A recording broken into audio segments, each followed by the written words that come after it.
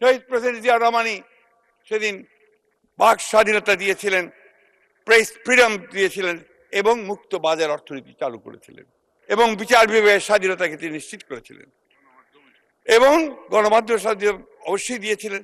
সেই সঙ্গে দেশনেত্রী বেগম খালেদা জিয়া যিনি দীর্ঘ 9 বছর রাজপথে সংগ্রাম করেছেন, লড়াই করেছেন গণতন্ত্রের জন্য, আমাদের অধিকার আদায়ের জন্য। সেই সময়ে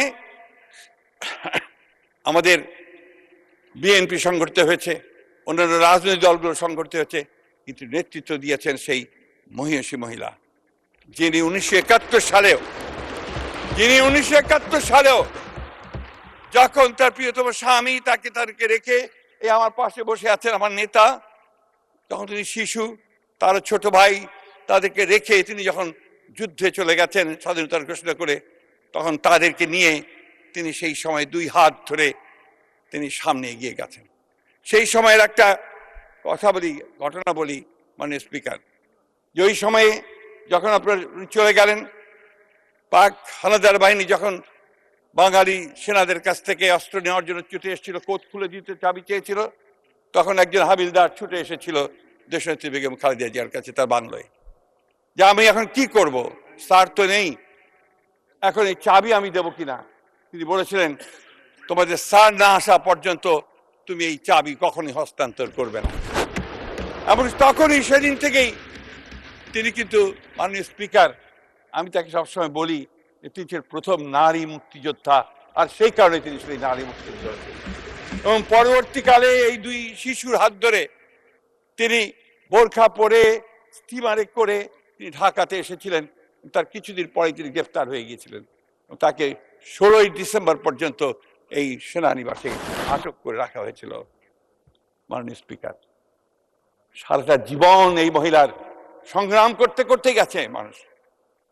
মাননীয় স্পিকার, যে 3.5 বছর 4 বছর শহীদ প্রেসিডেন্ট জিয়া রহমান রাষ্ট্রপতি ছিলেন, সেই কয়েকটা বছর হয়তো একটু শান্তিতে ছিলেন, তারপর তাকে নির্মমভাবে হত্যা করার পর আবার সেই দেশনেত্রী বেগম খালেদা জিয়াকেই সেই পতাকা তুলে ধরতে হয়েছে। পতাকাটা কিসের? পতাকা হচ্ছে স্বাধীনতার, পতাকা হচ্ছে গণতন্ত্রের, পতাকা হচ্ছে বাংলাদেশের সার্বভৌমত্বের পতাকা।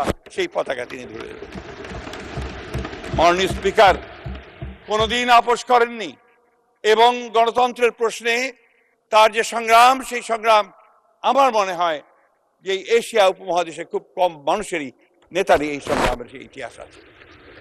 আপনারা নিশ্চয়ই লক্ষ্য করেছেন যে দেশনেত্রীকে যখন মিথ্যা মামলায় তাকে সাজা দিয়ে কারাগারে পাঠানো হচ্ছিল, তার কয়েকদিন আগেই কিন্তু তিনি লন্ডন থেকে এসেছেন।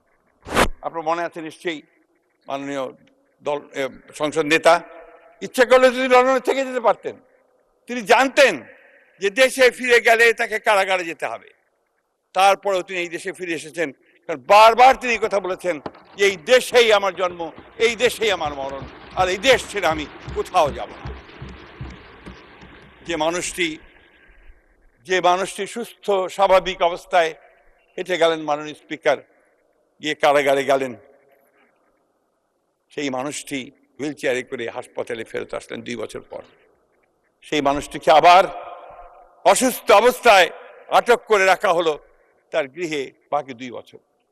আমরা বারবার চেষ্টা করেছি, আমাদের উকিল সাহেবরা চেষ্টা করেছেন জামিনে তাকে মুক্ত করার জন্য। আমরা বারবার চেষ্টা করেছি বিভিন্নভাবে যে দেশনেত্রীকে কিভাবে চিকিৎসার জন্য বাইরে পাঠানো যায়। সেই ফ্যাসিস্ট হাসিনা সেটাও আমাদেরকে করতে দেননি।